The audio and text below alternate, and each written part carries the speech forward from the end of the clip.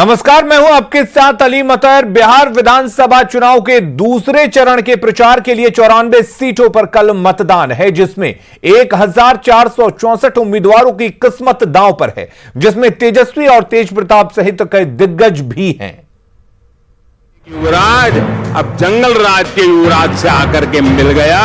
इस बार जनता उनको रिटायर करने जा रही है। जो उत्तर प्रदेश में डबल युवराज का हुआ, वही बिहार में डबल युवराज और स्पेशली जंगल राज के युवराज का होने वाला है। दूसरे चरण के लिए बिहार तैयार। इतने दिनों से, इतने सालों से नौकरियां रिक्त क्यों पड़ी हुई हैं? बहुत लोगों को सेवा से कोई मतलब नहीं है, मेवा से मतलब रहता है, इसलिए जरा सचेत रहिएगा। दूसरे चरण में नेताओं का दम, वादों दावों का दौर और तीखी बयानबाजी खूब हुई। अब बारी जनता की है। जनता ने सबको सुना, सबको परखा और सबको तौल लिया है। अब वोट की चोट से बिहार का उज्जवल भविष्य गढ़ने की बारी है। बिहार विधानसभा चुनाव के दूसरे चरण में 17 जिलों की 94 सीटों पर मतदान है। दूसरे चरण में 1464 उम्मीदवार मैदान में हैं, जिनकी किस्मत का फैसला मतदाता करेंगे। दूसरे चरण में जिन 94 सीटों पर चुनाव है, उन सीटों पर 2015 के चुनाव परिणाम की बात करें तो सबसे ज्यादा 33 पर आरजेडी और 30 पर जेडीयू को जीत मिली थी। बीजेपी को 20 और कांग्रेस के खाते में 7 सीटें आई थी। एलजेपी को 2 तो एक सीट पर माले और निर्दलीय को जीत मिली थी। हालांकि 2020 की राजनीतिक तस्वीर 2015 से एकदम अलग है। 2015 में आरजेडी, जेडीयू और कांग्रेस एक साथ महागठबंधन में थे। तब 70 सीटों पर महागठबंधन, जबकि एलजेपी सहित 22 पर एनडीए को कामयाबी मिली थी। अब महागठबंधन के बिखरने के बाद ये समीकरण बदल गया है। जेडीयू महागठबंधन की बजाय एनडीए में है, जबकि एलजेपी ने एनडीए से अलग राह पकड़ ली है। गठबंधन और रैलियों के जरिए नेताओं ने अपना दांव तो चल दिया है, अब गेंद जनता के पाले में है। Bureau report, news 18। दरभंगा जिले की 10 विधानसभा सीटों में से 5 विधानसभा सीट पर कल वोट डाले जाएंगे। जिला मुख्यालय से ईवीएम को 5 विधानसभा क्षेत्रों के लिए रवाना किया गया। संवाददाता विपिन कुमार दास ने इसका जायजा लिया।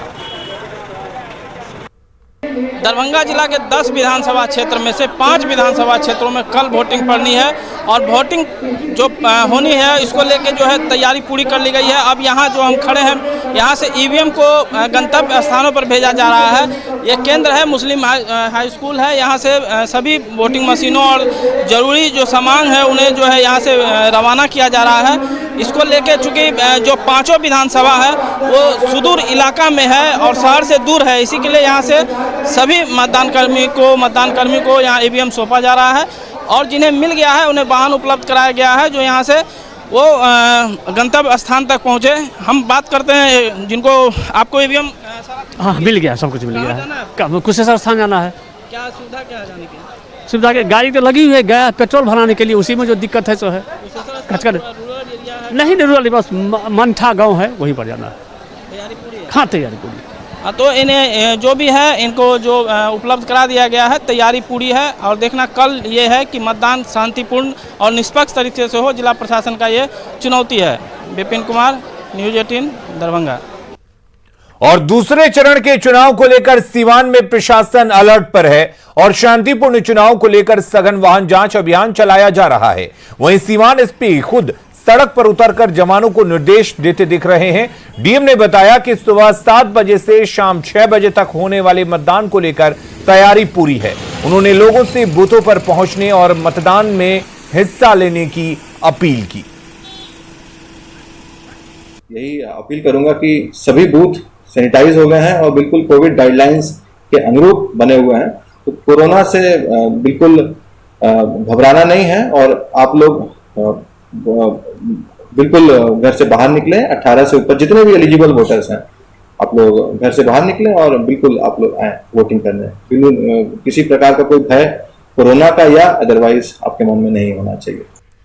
जेडीयू ने आज फुलवरिया टू होटवार नाम से एक वेबसाइट जारी किया है। इस वेबसाइट पर लालू और तेजस्वी की सभी संपत्ति, मुकदमे और आपराधिक मामलों की जानकारी है। वेबसाइट को जारी करते हुए जेडीयू नेता नीरज कुमार ने कहा कि नई पीढ़ी को पता चलना चाहिए कि लालू राज में क्या होता था। फुलवरिया से होटवार तक जो वेबसाइट है, इसकी क्या खासियत? यही खासियत है ना, उसमें अपराध गाथा है, उस समय कैसे लोग दहशत में जीते थे, उस समय भारतीय प्रशासनिक पदाधिकारी और कर्मियों के साथ, दरोगा के साथ, आम लोगों के साथ क्या होता था, नरसंहार होता था। लेकिन चूंकि यह तेजस्वी यादव के लिए महत्वपूर्ण है कि तेजस्वी यादव उसी रास्ते पर हैं कि बलात्कार के सजा याफ्ता को टिकट, उसके परिवार को टिकट दे दो, फरारी को सम्मानित करवाओ, बेऊर जेल में बैठा हुआ व्यक्ति उसको डायरेक्ट टिकट दो। तो ये सारा जो गुनाह है उसी रूप का है। तो नई पीढ़ी तो अवलोकन कर सके ना कि 420 का आरोपी पर वचन दे रहा है, असंपत्ति का वारिस ही है, परिवार का वारिस ही है, तो अपराध का वारिस कौन होगा? मैं सीधी अपील करता हूं हसनपुर और राघोपुर की महिला मतदाताओं से, इनका चरित्र देख लीजिए। महिला को किस तरह से अपमानित करते हैं ये तो इनके घर में ही शुरू हो गया ना। बड़े भाई ने किस तरह से अपनी पत्नी के साथ किया, ये तो घर में ही शुरू हुआ। और वो किस तरह से राधा राधा का प्रसंग बता रहे हैं अपने छोटे भाई के लिए। महिला के बारे में इनकी मानसिकता क्या है? दल में कैसे लोग हैं, बलात्कारियों को टिकट देके उसके लिए पैरवी कर रहे हैं। तो क्या महिलाएं सुरक्षित रहेंगी? 98-99 का औरंगा बिल्ला कांड क्या पटना भूल जाता है?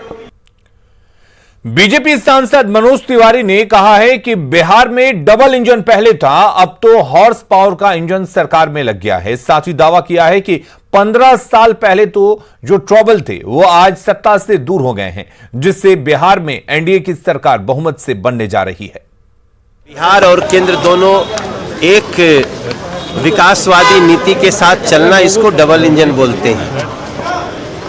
इसमें जो एक ट्रबल इंजन पहले था, आज से 15 साल पहले, वो लोग ट्रबल हैं। ट्रबल बिहार के लिए भी है, ट्रबल सबके लिए है, रहे हैं। अभी तो डबल इंजन नरेंद्र मोदी दिल्ली में और नीतीश कुमार जी बिहार में, यहाँ एनडीए वहाँ एनडीए, दोनों तरफ एक इंजन, एक हॉर्स पावर का, दोनों मिलकर के बिहार को यहाँ से बहुत आगे ले जाएगा।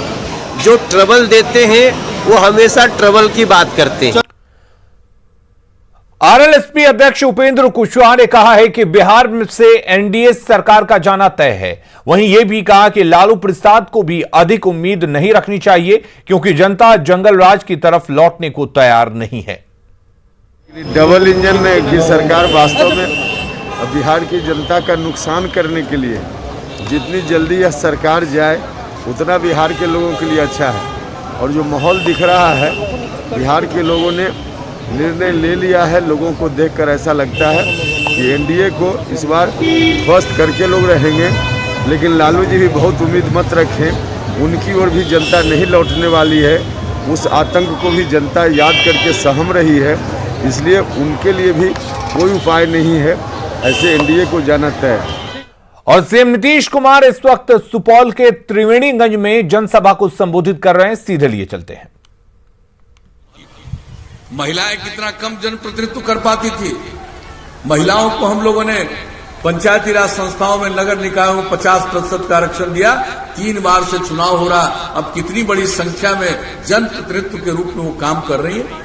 उसी तरह से अनुसूचित जाति 16%, अनुसूचित जनजाति 1% और अति पिछड़े वर्ग को 20% का आरक्षण दिया।